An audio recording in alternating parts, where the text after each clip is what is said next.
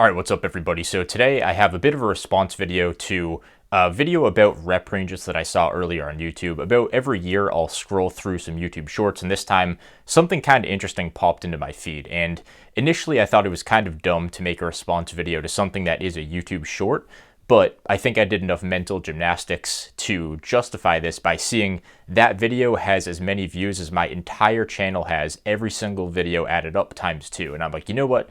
That's enough for me to personally validate myself to make a response video to this 18-second YouTube short video. So something that is a core fundamental to my training philosophy is understanding rep ranges. And I know it's very popular out there to say your rep ranges just don't matter whatsoever. You'll get the same results with 4 reps as you would with 20, blah, blah, blah. It doesn't matter. I tend to be someone that is actively against like nihilistic lifting takes, and not to be too extreme with that, but I think a lot of people just say, nothing matters, just do this and you'll get the best results possible. I'm someone that's always looking to optimize. I'm already training hard. I'm putting my maximum effort into everything that I'm doing with my lifting and my program. So why not find ways to guide that effort and make it as optimal as it possibly can? There's nothing wrong with optimizing your training unless it's in place of actually working hard, which is an overused argument in my opinion. So let's get off this tangent about optimal training versus working hard and actually get into this video. So I'm going to put the clip up on the screen right now. Pull, pull, pull, pull, pull, pull. Lateral raises have never felt that heavy in my life. There's no reason why that set is not just as stimulating as a set where you go to 15 reps. You probably didn't feel like a crazy burn or anything. Yeah, like that. no. Very normal. I think this is where people get tripped up. It's like, is there something special about this muscle compared to this muscle? No? Okay, then why do you really need to do 20 reps for it? All right, so basically the justification that this guy's making for not using high reps is that your muscles are all the same and there's no difference in like fiber type, and the feeling that you're getting doesn't mean a whole ton. And there's parts of this that I do agree with for sure. But at the same time, I think most people that ignore rep ranges entirely also don't pay any attention to resistance profiles. And basically what a resistance profile is how much tension is on your muscle and how difficult that movement is at different points of the movement. So a classic example of this is a lateral raise with a dumbbell. Obviously it weighs just about nothing at the bottom, and at the top it weighs basically the weight of the earth. So when you take a lateral raise, I guarantee you, basically anybody watching this video could hold a 100-pound dumbbell by their leg and move it out 1 inch. I think we can all probably do that. Hold it by your leg, move it out 1 inch, just in this bottom little range of motion. If you were to take that same 100-pound dumbbell and move it up by 1 inch at shoulder height, nobody could do it. Unless you're like a complete freak. I don't think I could ever do that. But what I'm trying to say is that's an example of resistance profile where as you go more against gravity, it gets a little bit heavier. So I do think that this person's take completely ignores that. And I know some of you guys will say this is a cable lateral raise that he's using it as an example on. And in most cases, if it's set up properly, I would agree. But this isn't a length and bias cable lateral raise. And this isn't like nitpicky biomechanics stuff. This is like a legit argument for why this isn't a smart idea to do low reps with. So when you're doing a cable lateral raise, if you want to make it length and biased, you have to set it at the height that your hands fall at when they're resting by your sides. And usually it's about mid-thigh height. Depends how long your arms are, but mid-thigh height, give or take a couple inches. And if you do a cable lateral raise from that height, it will be heaviest at the bottom because gravity is now basically to your side. Not actually, but in the lift, technically it is by your side. The higher up you get, the easier it is because you're fighting less against gravity. So essentially it's just inverting the resistance profile of a dumbbell lateral raise, and that's kind of the benefit of the cable. The setup that they're doing here, they're doing a cable lateral raise, but they're setting it up at the bottom, so it's more or less the same as a dumbbell lateral raise. So they're not actually getting the benefit of using that cable. And with that length and biased cable lateral raise where it is mid-thigh height where your hands hang, it is okay to use lower reps, and I usually would advocate for it for the same reasons that he states in this video.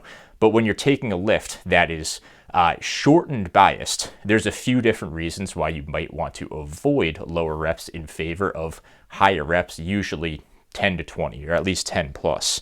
So let's see what I got here for notes. Basically, when a lift is shortened biased, you're much weaker in that position, so you're prone to having other muscles take over. And that's not the end of the world. Like, you can't perfectly isolate a muscle. It's not a perfect world. It's not an ideal world, but you want to get the best that you can in terms of isolating that muscle, and you want to avoid pretty much the most you realistically can having other muscles take over. It's pretty straightforward bodybuilding advice. When a lift is lengthen biased, the target muscle is in a position to be used effectively as the prime mover. So when your shoulder, or when you're doing a shoulder raise, well, a cable lateral raise in the lengthened position, when it's set up at mid-thigh height, at this bottom position, your side delt is in its strongest position. So it's in a perfect setup to execute as the prime mover of that lift, and you don't really have to worry about other muscles taking over. Like, what else is going to take over when you're going from here to here? Probably nothing. But when it's really hard at the end, your traps are in a better position to take over. Even your back, you can use kind of your rib cage to like leverage it up a little bit. It's kind of just an awkward feeling, and I'll touch a little bit more on this later, but basically when a lift is lengthen biased, that prime mover, you can set up pretty easily to basically take over that entire movement and target it in the way that you're attempting to target it.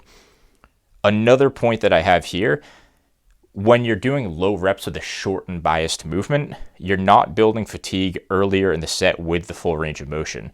With higher reps, the resistance profile would be smoother over the last few reps, and the full range of motion will be challenging and stimulative. So when you're using higher reps, and this is something that we all kind of know if you have any experience, obviously lifting and using a variety of rep ranges, basically what this allows you to do is work through the entire range of motion and build fatigue throughout the entire range of motion. Proximity to failure and range of motion is what's going to get most of your muscle fibers activated, and getting your muscle fibers activated and close to failure through a full range of motion causes muscle growth, and that's obviously what we're after. So when you have more reps, aka more opportunities to go through that full range of motion, you have more time to build fatigue throughout that muscle, and basically that failure point won't hit you like a wall like it normally would with a super low rep. So if you were to do, say, 1 or 2 reps on a super heavy lateral raise, you're basically building no fatigue at the bottom portion of the movement, even with pretty heavy weights. You're just going to fail it about halfway up when the resistance profile just kind of smacks you in the face. So at that point, you can fail, but you haven't really got a whole ton of stimulation. You have got a nice kind of isometric holding it in that failure point, and that's fine. It's still going to be stimulative, but in an ideal world, you do want to be going through that full range of motion, at least for the start of the set, to build fatigue in the entire range of motion. And you'll find this just irons out the strength curve a little bit. It's never going to be perfect, but you'll feel that if you do like an all-out set of 20 on dumbbell lateral raises, even the bottom will feel extremely challenging towards the end of that set. When you're doing a set of like 3 to 5 or even 7 like they were doing in this video, I'd argue that's not really the best way to feel the muscle working in that bottom position. And generally speaking, it's a better idea to play it safe and challenge that lengthened position at least once or twice a week in your program on a certain lift or a certain setup, because generally speaking, that is the part of the lift or the part of the range of motion that is going to build the most muscle. So we see this all the time where lifts like preacher curls and cable lateral raises, these do a good job of building muscle because they train that muscle in the lengthened position quite nicely based on the resistance profile. So one point, and this is just kind of a mental takeaway point that I want you guys to kind of think about and be mindful of with your training and your programming. There's a lot of things that we know as lifters that we might not truly understand. And one thing that I'm always trying to do with this channel is take things that maybe you guys already know, but you don't quite understand, or you don't know how to like explain it or put it into words. And this is essentially just articulating bro science. And that's kind of the way I see it, where I've always known, basically since my first week in the gym, that certain lifts just feel better with higher reps. Like, there's a reason why even the bros that don't understand training at all will say, oh, I like to do high reps on my isolation work. And generally speaking, they know that it's like the right thing to do and that it feels right, but they can't explain it. And just because they can't explain it doesn't mean they're wrong. So I challenge you guys to say, a lot of the time, we might know certain things, even if we can't articulate it or make an argument for it or explain it, that doesn't mean that it's incorrect. So I think this is a classic case of this guy not really understanding why a higher rep might be a better option for that lift, and just kind of saying, well, I can't make a logical argument for why we should do higher reps. So there is a somewhat logical argument to do lower reps, and that's that this muscle is no different than this muscle. And he's correct, but at the same time, I think just kind of overriding your instincts like that sometimes leads to poor decisions, and I speak with experience through that. So what I'm trying to say is bring some of your instincts back into bodybuilding to a degree. Trust your gut sometimes, and it's not a bad idea just to like feel things out a little bit. Like we as a community, we tend to like hate on the pump and the feeling and mind muscle connection and instincts and all this kind of stuff. Your body and your brain, it's probably not as dumb as you think. At least most of you, I think. So that's pretty much all I got for you guys today. Just a little bit of food for thought, honestly. I think this guy had perfectly fine intentions. This is no attack at him. I don't even know who this guy is because I don't think it was uploaded on his channel. So that's pretty much it. I'll see you guys in the next one.